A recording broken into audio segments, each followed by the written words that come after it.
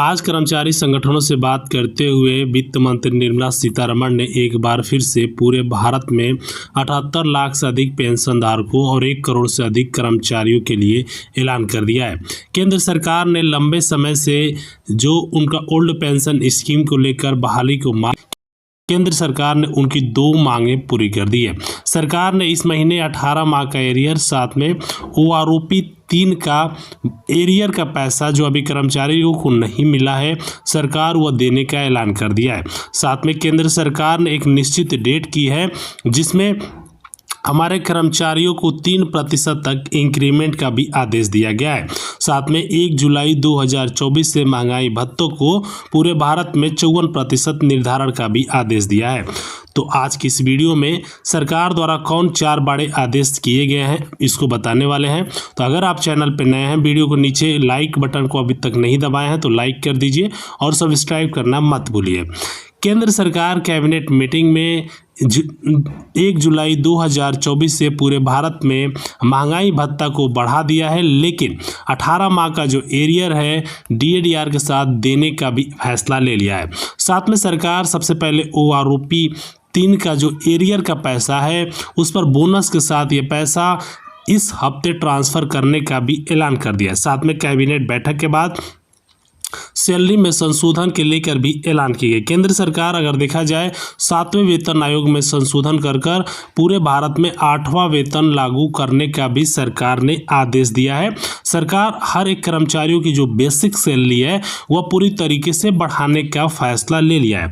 Cabinet meeting में केंद्र सरकार ने 18 महीने के एरियर के साथ साथ 3% की इंक्रीमेंट और फिक्स मेडिकल अलाउंस जो लंबे समय से मांगती थी केंद्र सरकार द्वारा 5,000 रुपये तक फिक्स मेडिकल अलाउंस भी देने का फैसला लिया गया है।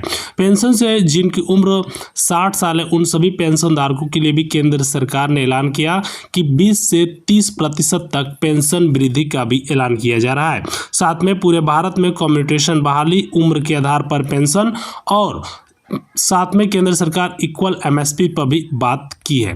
तो चलिए दोस्तों एक एक जानकारी देने वाले हैं। सबसे पहले हम बात करते हैं 18 माह का एरियर का जो कोरोना काल में केंद्र सरकार ने रोका हुआ था। लगभग एक कर्मचारी का देखा जाए, एक पेंशनधारक का देखा जाए 2,78,924 रुपये से अधिक राशि बकाया है। सरकार ये राशि टोटल 3 किस्तों में भुगतान का भी आदेश दिया है। पहली किस्तों में केंद्र सरकार ये पैसा 50% तक दे सकती है जो इस महीने देने वाली है। कर्मचारियों के लिए ये भी बड़ा ऐलान है कि सरकार 1 जुलाई 2024 से पूरे भारत में महंगाई भत्ता को लगभग अगर देखा जाए तो हर एक केंद्रीय कर्मचारी संगठनों का 3 महंगाई भत्ता 54% देने का ऐलान किया है। अर्थात उसके साथ साथ बेसिक सैलरी में डीए को मर्ज करने का जो आदेश था केंद्र सरकार उससे पहले हर एक कर्मचारी को 7वां वेतन आयोग संशोधन के तहत पूरे भारत में 8वां वेतन आयोग लागू करने का ऐलान कर दिया है। 7वें वेतन आयोग के तहत संशोधन किया जाएगा जिसमें आप सभी कर्मचारियों की जो बेसिक सैलरी है वह पूरी तरीके से बढ़ाने का ऐलान किया गया। हर एक केंद्रीय कर्मचारियों का अगर बेसिक सैलरी देखा जाए तो 8 से 9,000 रुपये तक केंद्र सरकार ने बढ़ाने का आदेश दिया है, जिसमें कर्मचारियों का जो मिनिमम 26,000 रुपये सरकार ने बेसिक सैलरी देने का ऐलान कर दिया है। सरकार की तरफ से ये भी डिसीजन लिया जा रहा है कि कर्मचारियों की जो बेसिक सैलरी है वो तो बढ़ेगा ही, साथ में 2006 के जो पहले पेंशनर्स हैं, जो 78 लाख पेंशनर जो इंतजार कर रहे हैं कि सरकार उन सभी का बेसिक सैलरी के साथ साथ बेसिक पेंशन का भी जो निर्धारण करने की बात की है केंद्र सरकार उसको भी ऐलान करे। अब सबसे इम्पोर्टेंट बात, जो 8वां वेतन आयोग लागू करने का ऐलान किया जा रहा है पेंशन भोगियों के लिए।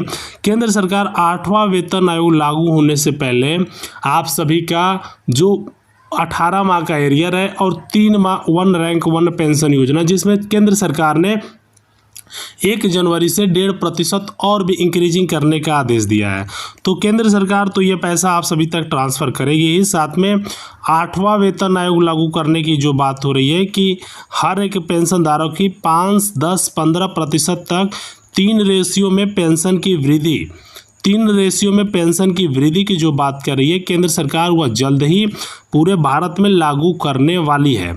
कर्मचारी संगठनों से बात करते हुए माननीय प्रधानमंत्री नरेंद्र मोदी ने यह भी कहा कि ओल्ड पेंशन स्कीम ईपीएस 95, देखिए ईपीएस 95 जो सबसे इम्पोर्टेंट है पूरे भारत में कि ईपीएस 95 को लागू किया जाए। ईपीएस 95 ये है कि केंद्र सरकार इस पर एक बड़ा फैसला ले रही। 7500 प्लस डीए भारत के हर एक राज्य में कर्मचारियों का एक मांग है कि ईपीएस 95 को जितना जल्द हो सरकार लागू करे। सरकार ने यह भी ऐलान किया कि कर्मचारियों के साथ धोखा हुआ है, कर्मचारियों से सरकार ने कोई भी चीज़ बात नहीं की है। सरकार नई ओल्ड पेंशन स्कीम, उसके जगह पर ओपीएस के जगह पर यूनिफाइड पेंशन स्कीम एनपीएस, इन सभी चीज़ों को लाया गया। लेकिन केंद्र सरकार ने ये भी डिसीजन लिया कि पेंशनरों को जो बकाया पेंशन है, जिनकी बेसिक सैलरी 26,000 रुपये तक सरकार कर रही है, सबसे पहले उन सभी का 3%, अगर देखा जाए एक कर्मचारी का जो मिनिमम बकाया पैसा है 2,78,924 रुपये की मिनिमम बकाया राशि है, केंद्र सरकार उन सभी की भुगतान का भी आदेश दिया है। सरकार द्वारा 3 किस्तों में यह पैसा आप सभी को भुगतान किया जाएगा। पहले किस्तों में सरकार 50% तक राशि भुगतान करने वाली है। उसके साथ साथ केंद्र सरकार हर एक केंद्रीय कर्मचारियों की जो बेसिक सैलरी है 15 से 20% तक बढ़ाने का भी ऐलान किया गया है। अब सबसे इम्पोर्टेंट यह है कि क्या डीए बेसिक में मर्ज होगा, तो मैं आपको बता देता हूँ 8वां वेतन आयोग लागू 5, 10, 15% तो पेंशन में वृद्धि आपका होने ही वाला है। लेकिन हर एक कर्मचारियों के लिए गुड न्यूज़ ये है कि वित्त मंत्रालय की तरफ से मेडिकल प्लस 7500 प्लस डीए ये देने का भी केंद्र सरकार ने फैसला ले लिया है। तो आप सभी कर्मचारियों के लिए एक बड़ा फैसला है। केंद्र सरकार यह डायरेक्टली पैसा आप सभी के खाते में ट्रांसफ़र करेगी। अब सबसे इम्पोर्टेंट बात, क्या कर्मचारियों की जो लंबे समय से डिमांड थी कि 60 साल की उम्र पर 15% तक पेंशन वृद्धि, डीए में 4% वृद्धि, क्या कर्मचारियों को सरकार यह बात मान ली है? तो मैं आपको बताना चाहूँगा हर एक कर्मचारी संगठनों का केंद्र सरकार ने यह फैसला ले लिया है। उन सभी के लिए यह पूरे भारत में लागू करने का भी ऐलान कर दिया गया है। सरकार जितने भी हमारे कर्मचारी संगठनों से बात करते हुए ईपीएस ओपीएस को लागू करने और पूरे भारत में हर एक कर्मचारी संगठनों को जो पैसा केंद्र सरकार ने वादा किया था 2,78,924 रुपये का एरियर, वह एक मुश्त देने का भी सरकार ने ऐलान कर दिया है।